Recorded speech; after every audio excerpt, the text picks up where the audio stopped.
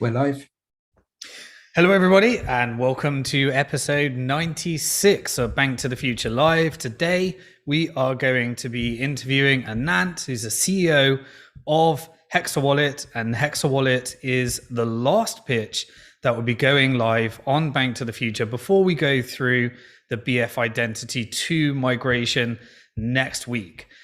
So we're great. It's great to have Anant. Just before we introduce him, we're going to be just doing a few housekeeping and introduction on some of the important announcements and a reminder for some of you that may not have been following all the news. So the first thing is that if you want to ask any questions during this broadcast, you can head over to slido.com, or you can just scan that QR code that Azad is sharing on the screen share right now. We've got the first few questions that have come in. And that will be for investors that are interested in finding out more about the Hexa Wallet project that is live on BnkToTheFuture.com now. It has already met the minimum funding goal. I think, are on approximately 320,000 from 71 investors in this early stage seed round opportunity. So just before we jump into that, you can scan the QR code. You can go to slido.com and you can enter BF96, hashtag BF96, and it would take you to this board where you can upvote other people's questions or ask your own questions.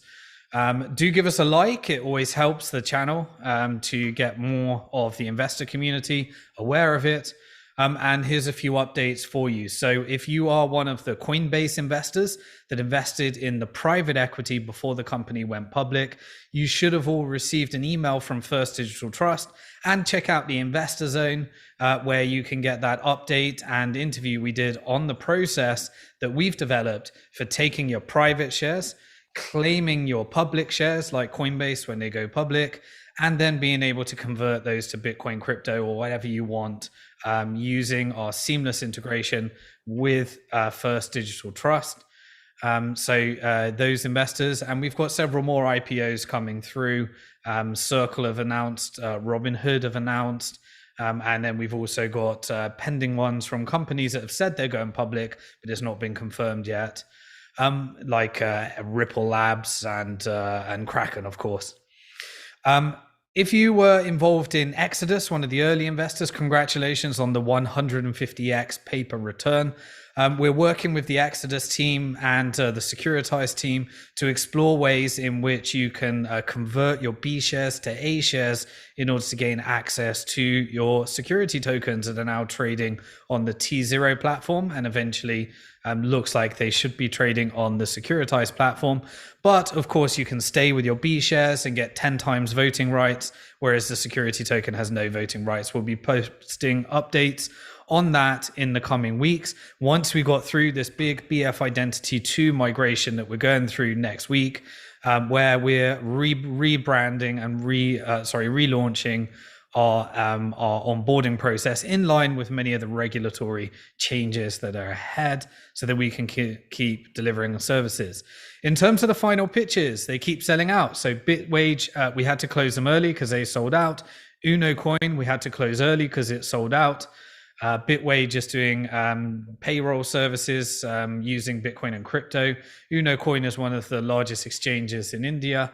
Recap, they had to close early because they were sold out, which is tax solutions for those that need to sort out their crypto taxes. Abra is now live in overfunding, as is HexaWallet, the last two pitches, which will be closing this week before we go through the migration next week. Abra, we had to close early because that sold out as well, which is an Australian-based dollar cost averaging application for those that want to onboard into Bitcoin and crypto. And as we said, we've got our last two pitches. One is the Hexa Wallet pitch we're going to be diving into on this episode of BF Live. And the other one is Abra, which are doing their Series C. For the different types of companies, as we said, Hexa Wallet is a more of an earlier stage company. The benefits of an earlier stage company is that you get lower valuations. Abra is more of an established company, and therefore you pay a higher valuation as you join in later funding rounds like Series C. A couple of other announcements before we jump in. Online Coaching Program 2 is going to be launching in November, and we're just planning out a series of live videos that we're going to be doing. And because we're going to the pitch break, as of next week, make sure you head over to the Simon Dixon YouTube channel because we're going to be doing some big content on economics, what's happened over the last year, and how I'll be investing during the current markets as well. So make sure if you're not a subscriber of the Simon Dixon YouTube channel, we'll be going live on there from next week. And we'll be taking a bit of a break on the Bank to the Future YouTube channel. We'll be giving updates on various other things, but we won't be doing new pitches till a bit later. Azar's put that on the screen share. You can hit the subscribe button, hit all, hit the bell symbol, hit all, and then it will make sure that YouTube notifies you as we've got some really exciting announcements happening there. Also, we're going to be, for those of you that were on the Retirement Plan B online coaching program, keep an eye on your email. We're going to be planning a special announcement on a few of the various things that we wanted to cover with you, mainly the portfolio builder and the Retirement Plan A that we'll be discussing as well. So keep an eye out for that if you're on the online coaching program, Retirement Plan B online coaching program 1. Also, if you were one of the people that were selected to do the portfolio builder in beta, we have now had over $1.5 million or close to $2 million invested in beta into retirement plans, and they've started investing in their first companies. Some of them may be in HexaWallet, and others may be in Abra and some of the other deals that went through. We'll be inviting in batches of 10, and we'll give you more updates to follow as well. And so, yeah, we're getting ready for the next 10 if you signed up on the pre-registration form. By final updates before we jump into HexaWallet is remember that on Monday, October the 11th, in order to, now that we are offering both retirement plans, we're offering crypto trading services through BF Trade and also equity and securities. We started as securities and now we've expanded. Our regulator is requiring us to recertify and re-verify people's accounts so that we can make sure that we are offering the correct service that are appropriate to you based upon the documents that you provide. And so we'll be releasing more details, and that migration happens next Monday, October the 11th. So after the migration, when you log in, there'll be a handy blog explaining what you need to do. And once we've got that recertification, we can then tell you which services we're able to offer. And always remember, we are applying for that additional license that allows us to significantly expand the number of investors that we can offer our securities and equity investing services and retirement planning services to. So that brings us into the main feature, and we're going to move over and introduce you now to the HexaWallet CEO. It's, as you said, the pitch is on 320,000 invested from 71 investors. The seed round is capped at $500,000 or so, and whether there's time for overfunding, but it's the final few days. So we wanted to make sure that we bring in the team to share their vision. So I think the main theme of this is going to be custody wallets versus self-custody wallets, given that we've had quite a few wallets. So introducing Anant now. So why don't you share how you created HexaWallet, what's your background, and what goals you're trying to achieve there, and we can go deeper and people can get their questions answered as well. I think you might be on mute. So Simon, happy to be here. Hello? Yeah, we can hear you now, Anant. Okay, sorry. So Simon, thanks for having me. It's a pleasure to talk to you and all the folks listening who are interested in our project, in our company. So my backdrop is not as exciting as maybe some other people in this space, but it was very typical. I got into this space somewhere in 2015-16, and being from the IT background, the first thing I started looking was the technology of blockchain as such. So spent a year or so trying to figure out what this blockchain is, what we can do with it, and how can I combine my previous experience with this new thing called blockchain. But as you go down this rabbit hole, you understand where the real value is and what you really want to do, right? So, how do you want to create an impact on this space?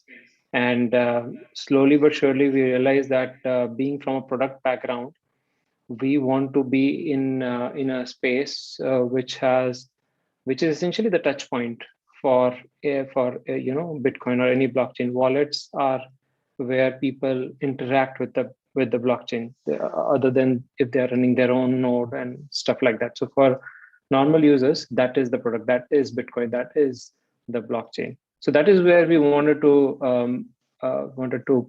have our focus on, and that's where sometime in 2017 we started looking at different options, what we want to do, and we realized that wallets can be so powerful that especially wallets that house digital bearer assets.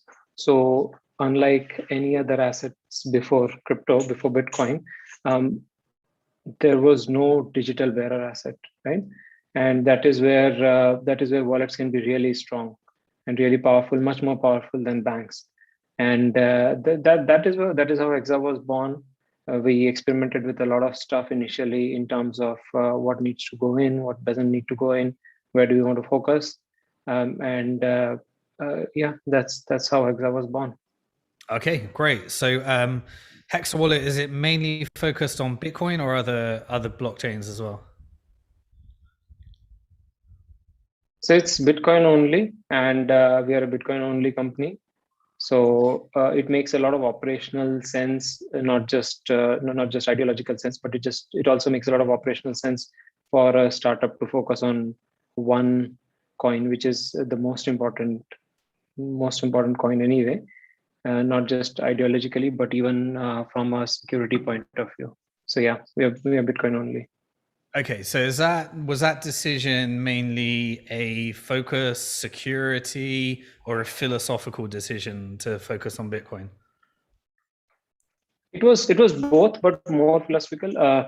So we did look at when we were trying to learn about this space, we did look at some other coins and how does it work and stuff like that. But what we wanted to achieve with wallets, right? If you want to do if you compare it to your bank, or if you compare it to what your financial needs are, other than trading, right? Other than trading, you talk about remittance, you talk about savings, you talk about spending, you talk about invoicing, salary. All the financial needs other than trading can be fulfilled by Bitcoin. So why do we want to focus on anything else? It is anyway the best performing asset. It has the most security, and it is philosophically also something we are behind. So it just didn't make sense for us to focus on anything else. Okay, great. So inevitably, when you discuss wallets, now I always forget, because just been involved in the space for a while, you forget how much you know versus when you try and bring a new person in. So recently, I had an experience where many moons ago, I bought a family member some Bitcoin through an old school company. Actually, one of the guys that got me into Bitcoin in 2000 and that first introduced me was a guy called Johnny Bitcoin, and he was involved in a startup called Satoshi Point, and they were putting Bitcoin ATMs around the UK. And I bought a family member some Bitcoin from that ATM, which you can imagine at the time was not too much, but is now worth a lot. And she only just recently found them. And she found this paper wallet that I gave her, and she was kicking herself for years, but it recently showed up in a hidden a hidden place, and it made me realize how far Right. the onboarding experience still is, because I was trying to explain. So she was asking me which wallet should I get. And I was trying to explain to her, well, you've got custody wallets, which are like a bank, and then you've got self-custody. You're going to need a self-custody wallet because you have a private key on a piece of paper, and you need to sweep that into a wallet. And so I was trying to guide her through this process. And then when you get it, you inevitably have backup keys, and they're like, well, she was asking, is this a scam? It's not even asking for my personal details. She was concerned that the wallet she was using, because it's not asking, we've grown so accustomed to the intrusiveness of centralized services that we now start to think it's a scam when they don't ask us for those personal details. So then you then have to explain this whole, right, so you have a private key and you're trying to explain public keys versus private keys. Then you're saying you scan this QR code and you're trying to sweep it in. And it just reminds you, when you deal with people in the non-crypto world, how steep the learning curve and education actually is. Now with HexaWallet, I think first of all, she was lucky to find it.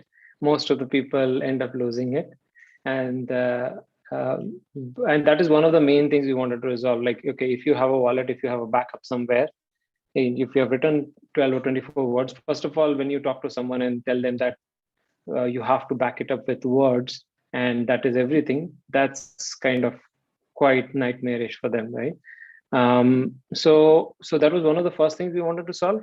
And if you and exactly people who are new to this space are the ones we are making this wallet for. So when you have Hexa wallet, though it's completely non-custodial, it's your self-custody, we don't touch the keys. It gives you options of how you want to back up. So you can back it up on your own cloud, on your own like iOS cloud or Google Drive. You can even give QR codes. You can get QR codes which are nothing but recovery keys and store it wherever you want. But you don't really need to worry about a single point of failure. So you can have 3 recovery keys, and you need to bring back only 2 of them. So even if you lose one, you still are safer. So there is a higher threshold when it comes to losing your keys. So that's one of the things we have kind of tackled in Hexa. Okay, so you're focused on Bitcoin, which allows you to just go really deep into the user experience of the most important cryptocurrency. You've decided to go through self-custody because you're looking at creating a service where people have the ability to own their own Bitcoin. Now, inevitably, once it moves to Bitcoin self-custody, you then have all these seed phrases. So you own a private key, you have to back them up, you have to write them down, then you have to make sure you make real intelligent decisions about how you store them, where you store them. Or you need to start looking at alternatives like multi-signature wallets. And inevitably, when you start going into multi-signature wallets, you start getting, more and more deeper into the barrier. So what has HexaWallet done here to solve this problem? So you don't have to do the 24-word phrase, or? Yeah, it's a seedless backup, but it uses a mix of multi-sig and shared secret sharing. It hides all of this away, so the user doesn't need to know anything. All they need to do is, when they start off, the wallet is already backed up on the cloud, right? So when they're playing with it, trying to get used to it with $100 or £100, it's okay. You can live with just backing it up on the cloud. But when you let's go into that. So which cloud is it backed up onto? It is backed up on your own. Like for example, if you are on an Apple device, it's your iCloud. If you are on an Android device, it's your Google Drive, right? But that's like just the first level. Mm-hmm. When you start storing more, what you could do is go from level 1 to level 2 of backup. Maybe people use it for 6 months and then they start storing thousands of dollars. That is where they want a little bit of redundancy in their backup. They want it to be much more reliable. So you can actually back it up to level 2 and subsequently to level 3.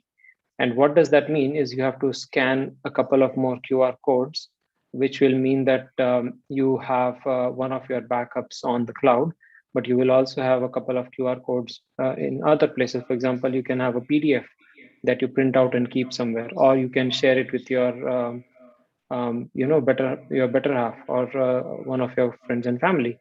So what this does is it gives you resiliency in the backup. So that's very important to solve. We never talk about how we do it or the technology behind it, in the sense that user doesn't have to understand it really. They just need to be able to understand how to scan QR codes and scan them back when they have to restore it. So it's beautifully abstracted away. The backup scheme in Hexa is beautifully abstracted away. Okay, so are you saying then that you have to print off these two QR codes, and you need the two QR codes in order to gain access to the private key and the coins? Is that how it works? So if you're at level 2, right, you have 3 QR codes. One is on a cloud, and 2, you can decide where to keep them. You can keep them on a Dropbox, or physically print them and keep it on the in a vault or something, or keep it with a contact. So you can just share it with someone you trust. And when you have to restore the wallet, you have to get any 2 of the QR codes back, right? And it completely restores the wallet. When you are at level 3, it is a 3 of 5 scheme, so that you increase the resiliency. You get 3 of the QR codes back, and you are able to recreate the whole wallet.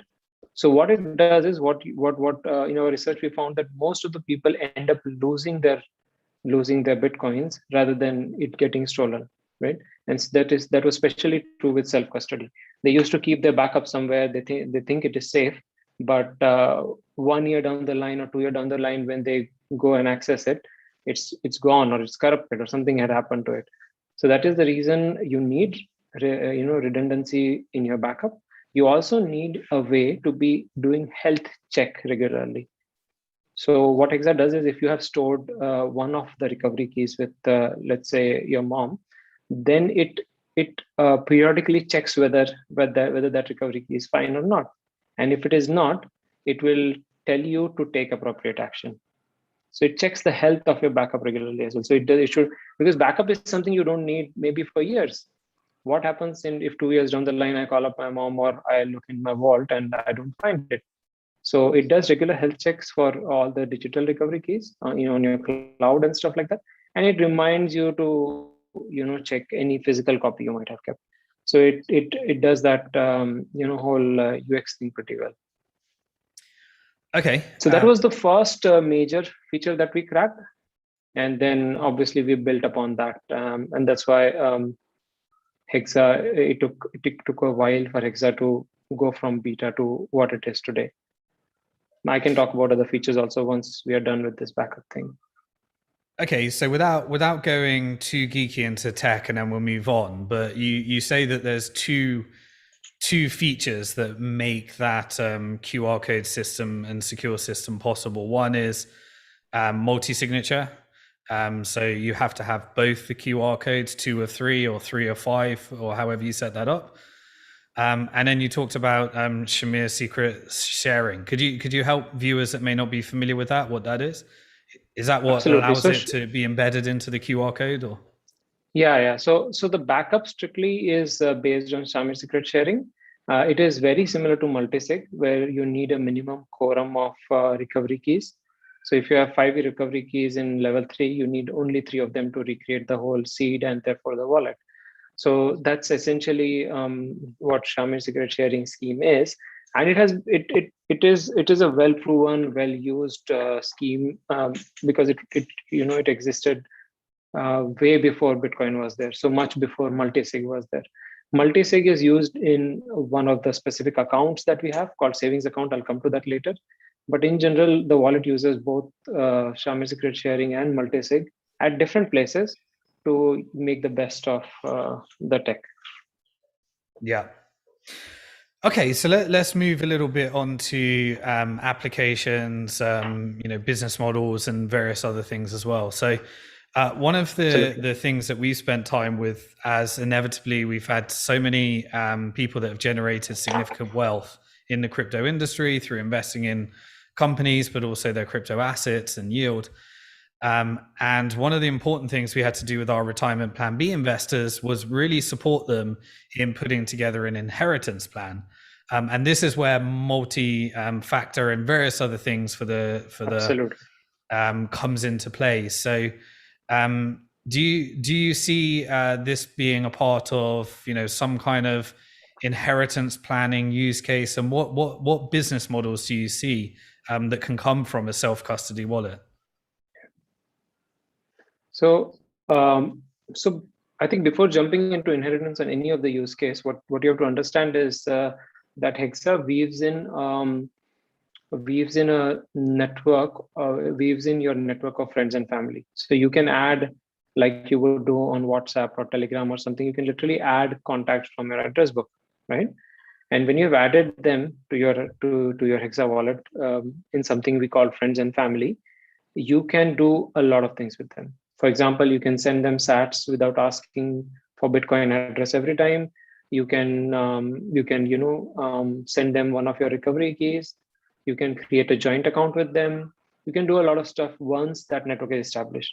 So the way the network is established is essentially both wallets know that they exist, and they establish a connection between themselves, an encrypted connection between themselves, and a mechanism to pass messages along. Right.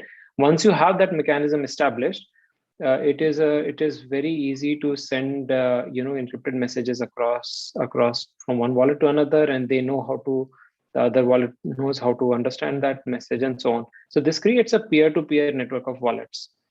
So it is you, your wallet, and then it's connected to your friends and family wallet. Now, when it is connected to your friends and family wallet, like I was saying, many use cases open up. For example, sending sats, for example, joint accounts, for example, they can help you recover your wallet. Similarly, if you have this network established, you can even use it for inheritance. So we do have that on our backlog. It's not, there's a lot of work to be done on that side, but we understand that once this social networks of friends and family network is built in, inheritance can definitely be something we can crack. We have looked into it.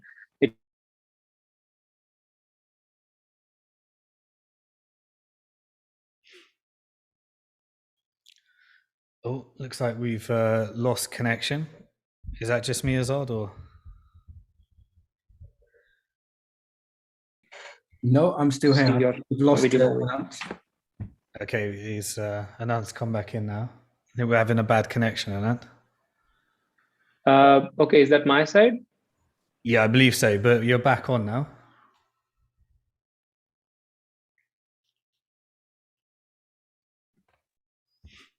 Yeah, I think we got a poor connection from Hey Anant. guys. Can you hear us? Yes, I can hear you. I just changed the network. Let's see how this goes. Yeah, it's good for now. Okay. So that's a very interesting that, concept. You were talking about joint accounts. That's really a foreign concept when it comes to self-custody, because it's very much, whoever owns the private key owns the coins, not your keys, not your coins.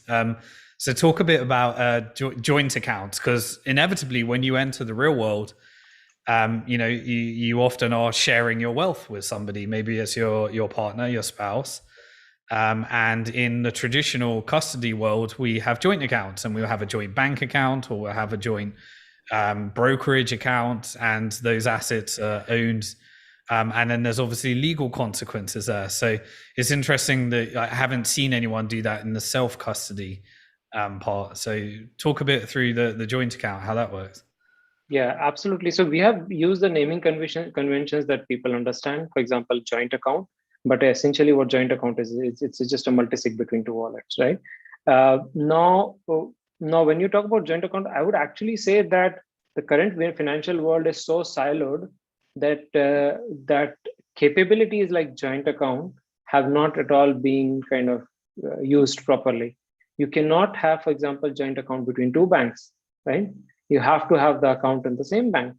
Leave alone having a joint account between myself sitting in London with someone sitting in Japan, right? So what a wallet does, what a self-custody wallet does with programmable money, with a money which is like borderless, you have a super bank. You don't just have a bank. What you have is you can do much more than what today's banks can do. Banks are completely siloed and completely ridden with a lot of privacy leaks. But when you want to create a joint account with someone from another country, all you need to do is create a multi-sig wallet with them. So that is actually easier in a self custody, and it is even it is like much more powerful than what you would see in the traditional one. And actually, this is a fundamental reason why self custody was important. It was not idea, and it was not because ideologically self custody is the right thing to do. Honestly, self custody, if you stretch the timeline a little more, and if you look into the future, self custody is going to be cheaper, easier, right, and much more secure than custodial solutions. So that is the thesis on which Hexa is built. So you will see much more powerful features, way more security, because it is not a central honeypot. Everyone has their own key, so you will literally have to hack. You can't do a 2FA hack on a central thing, and it is easier to use because onboarding is easy. You just download the wallet and start using it. When you're sending this, creating a joint account, you don't have to send your passport in and do all kind of things. It's just a self custody joint account.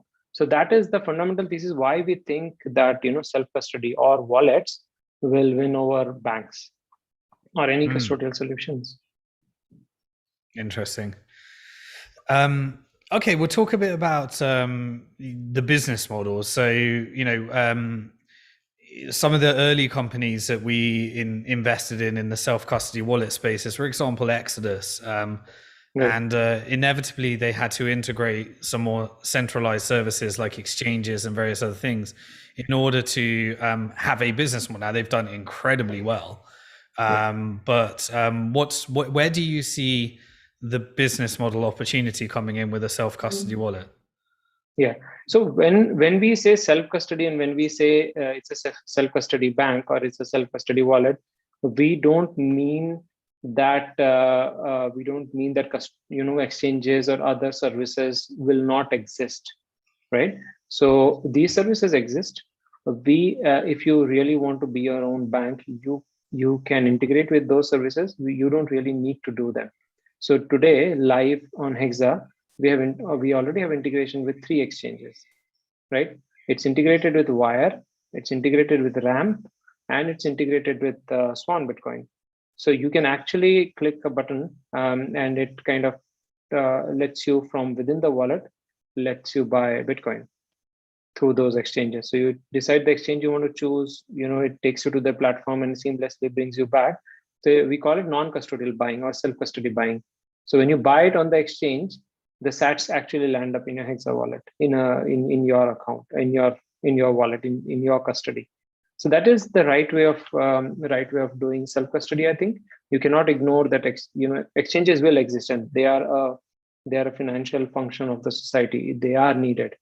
But that doesn't mean that we have to do it, or exchanges have to store my coins, right? There are 2 different functions: exchange with order books and selling and buying, and then when you've bought it, where do you store it? So what do exchanges do today? For convenience sake, they actually even store your Bitcoins, but that's not needed. You can really separate out the exchange function from the storing function and the custody function. So that's what we have done. Yeah, very important point. And most people end up using exchanges for storage, just because they don't want to go through all these complexities of seed phrases and various other things. Absolutely. So, still a very important problem to solve. So, Azad, let's see what investor community questions we got. Should we jump into the Slido board and see what we got? Yeah, the first question is when Also, will sorry, just before we do that, Sure. if you make sure you got the Slido link, slido.com, enter BF96 if you'd like to upvote other people's questions or get your question answered. Also, hit the like button, hit subscribe if you're not a subscriber, and add a comment if you've watching the recording on this. It helps with the algorithms. There's also the opportunity after this to head over to BnkToTheFuture.com in the next few days, because the pitches will be closing soon. And you can use the Investor Zone forum to get answers direct as well. But let's cover the questions that we got here. So sorry, back to you, Azad. Yeah, when will you complete your Whirlpool integration?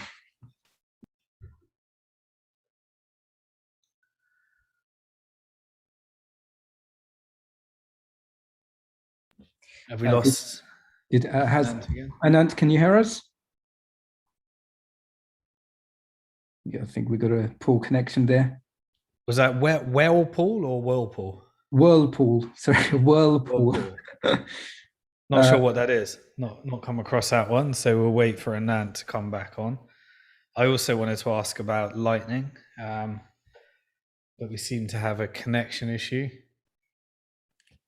Yeah, so Anant's in India, but connection was fine earlier. Let's see. Okay, so he's dropped off now. If he doesn't come back on, what I would say is that take these questions over to the Investor Zone. There's a public forum where you can ask your questions. And if Anant doesn't jump back in soon, then we'll have to post this on the discussion forum, and then you can ask your questions there. Just while we're waiting for Anant, were there any other questions that don't relate to HexaWallet that maybe I can take while Anant tries to get a connection again? Yep. Maybe if we just go through them and we'll post them on the discussion forum, or Yep, let me just get them up.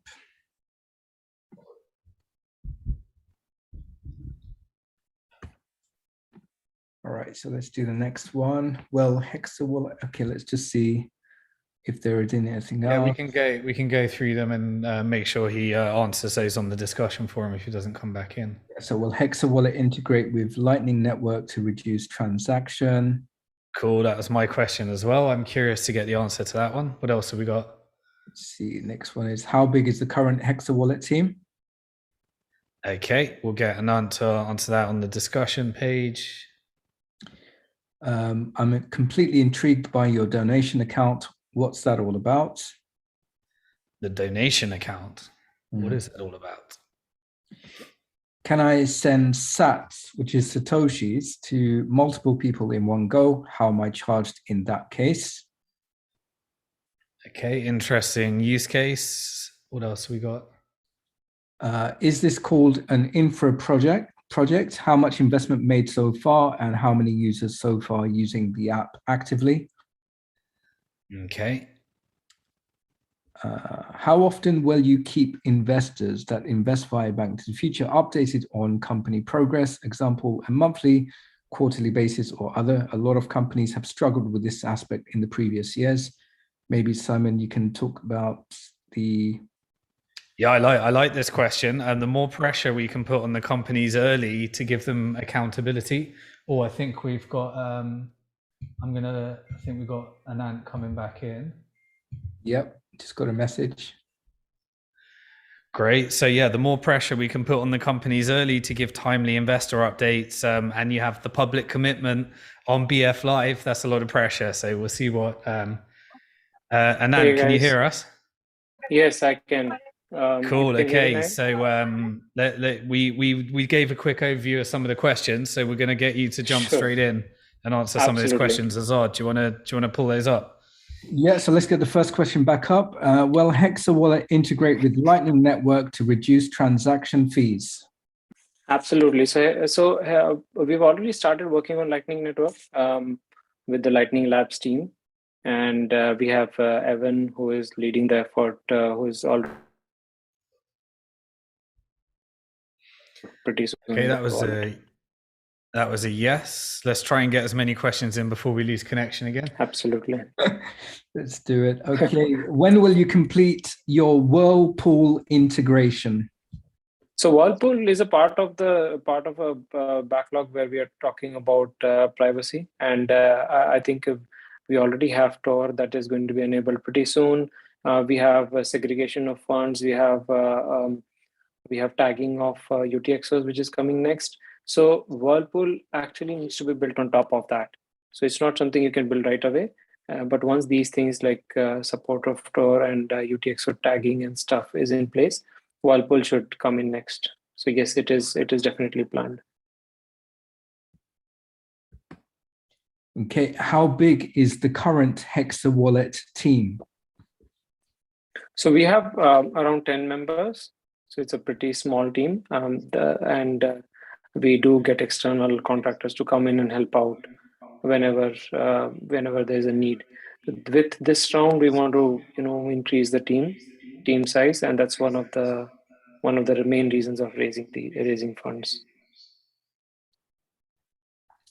Okay, sorry, I don't know which one of you guys have your sound increased, but if we can reduce the volume because we can hear the repeats. I'll reduce mine. It's probably an echo because I'm not wearing my headset. Right, thank you. Okay, let's go to the next question, which is, I'm completely intrigued by your donation account. What's that all about? Right. So donation account is it's a very simple trick. Basically, it lets you use a link that the wallet gives you, and you can post that link on Twitter. You can post that link on your website or anywhere. What it does is it gives you Bitcoin addresses or QR codes which are changing frequently, and when someone donates on that, it directly lands up in your donation account within Hexa.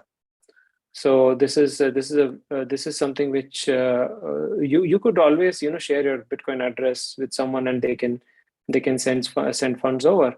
But the main difference here is you are actually changing the address regularly, because reuse of address is not a good idea. So this link gives you a very ready, available mechanism to collect donations from across the world without reusing addresses. Okay, Churchill asks, can I send Satoshis to multiple people in one go? How am I charged in that case? Absolutely. So you can obviously send sats to people, and you can send sats to even your friends and family, like we talked about.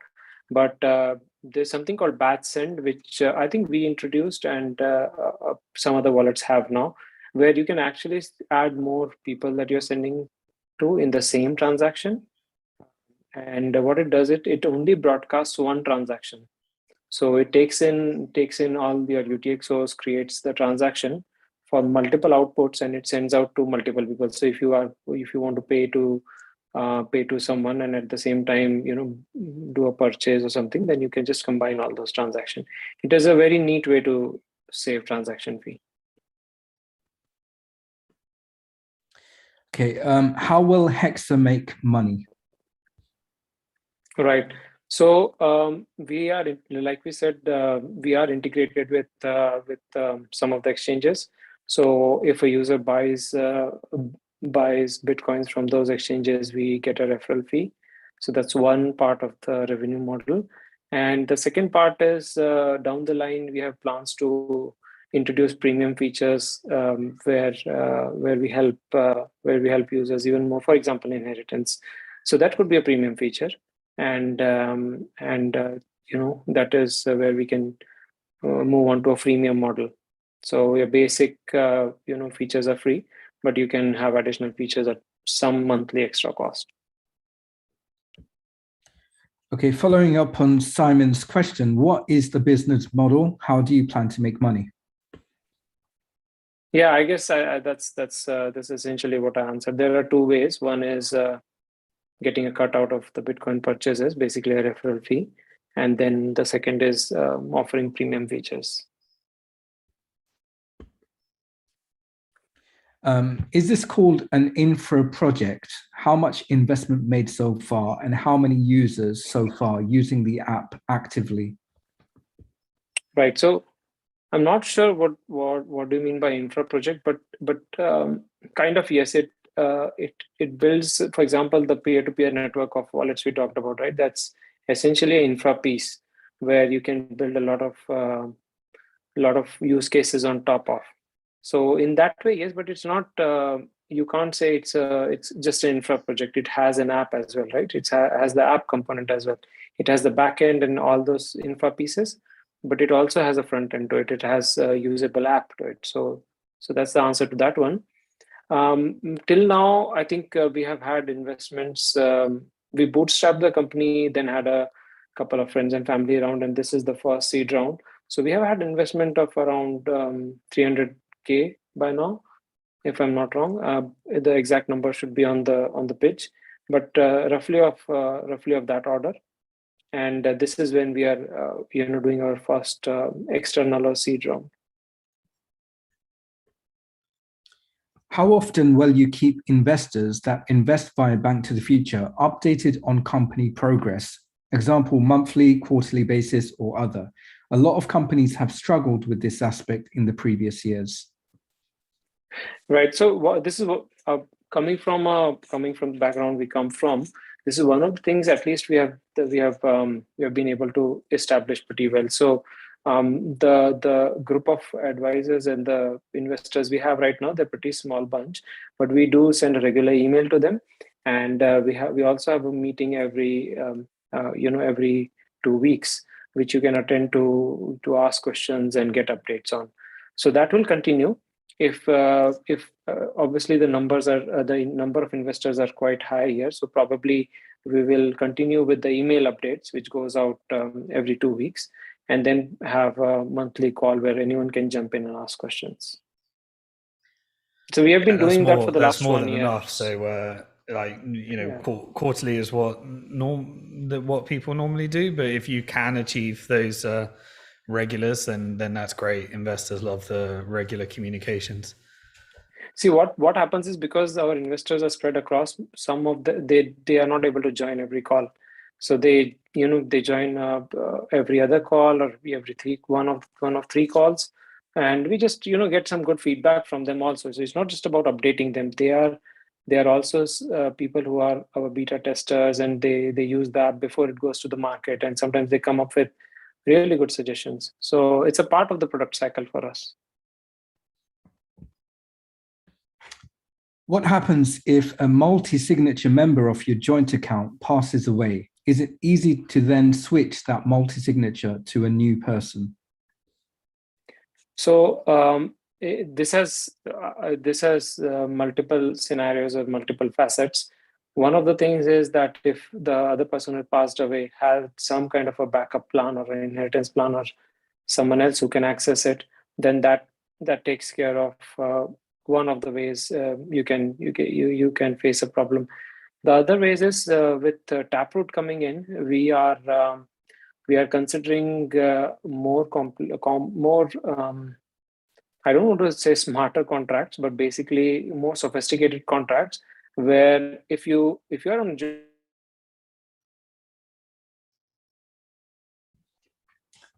joint account and you don't get a response back from for, let's say, 6 months, then there will be a time lock. So while creating a joint account, you will agree with your counterparty that what this timeline should be. Let's say the agreement is that in 1 year's time, if you do not touch your wallet, then I have the ability to sweep in all the funds. So that's even possible today, but with Taproot it becomes super easy and efficient.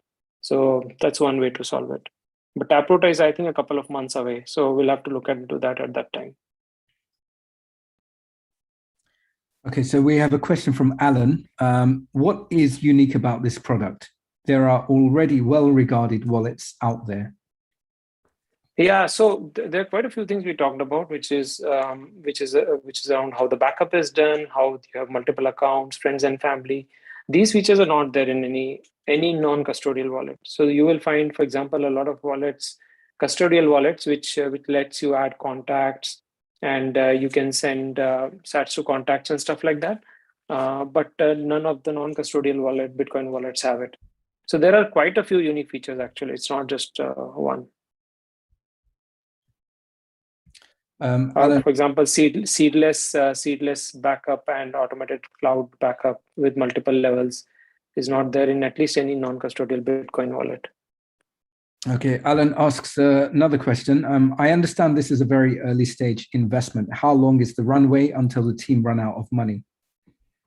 So it depends on exactly how much investment we get, but the plan is to have a runway of at least a year with this investment, and at the end of it, obviously we'll go for the next round. But this should give us a runway of at least a year. And the final question is, what does Hexa plan to do with this funding round?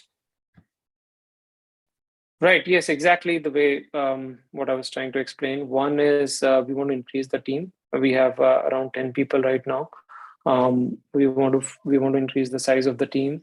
we also want to start looking at ways of acquire more customers, more users, which is, for example, giving out rewards for downloading the wallet and completing the backup, or simple stuff like that. So that will have some costs, but I think that is very important. Yeah, these are the two major uh, places where we'll be using the funds that we get from this round, other than the continual support of the backend and stuff. Okay, is that the last question, or is there more there? Yeah, that's the last question.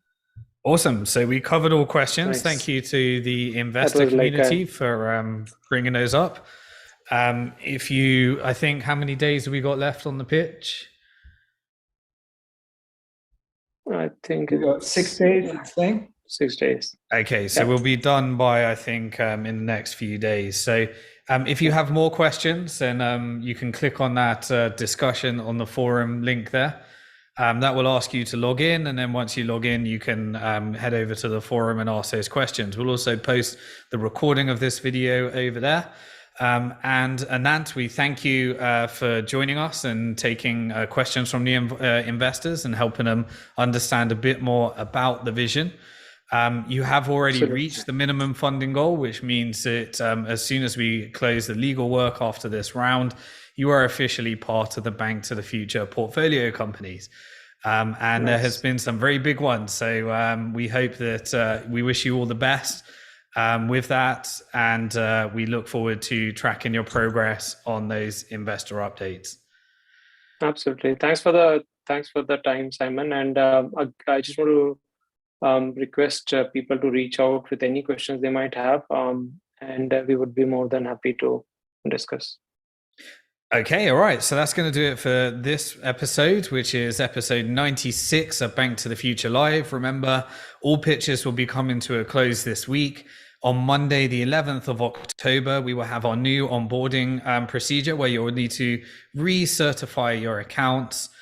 So that we can make sure that with our regulatory requirements, we're offering you the correct service for the information that you provide. And in order to do that, we are closing pitches, and so that you don't miss out on any opportunities while you're going through that re-onboarding process. I'll also be going live on the Simon Dixon YouTube channel next week, rather than the Bank to the Future YouTube channel. And there we discuss more about economics, general trends, rather than focusing in just on the investing in companies area and space. So look out for that. If you're not subscribed to the Simon Dixon YouTube channel, hit subscribe on there, and hit the bell symbol, hit all, and we will notify you as soon as we go live. We're planning, just like this time next year, to release some really great things for you in terms of making sure that you're up to speed with what is happening in the wider economy and the wider crypto markets and Bitcoin markets, of course. So we'll see you this time next week on the Simon Dixon YouTube channel. And we look forward to supporting you on recertifying your accounts and getting those investments completed this week. So thanks, everybody. Bye-bye. Thanks, Simon. Bye.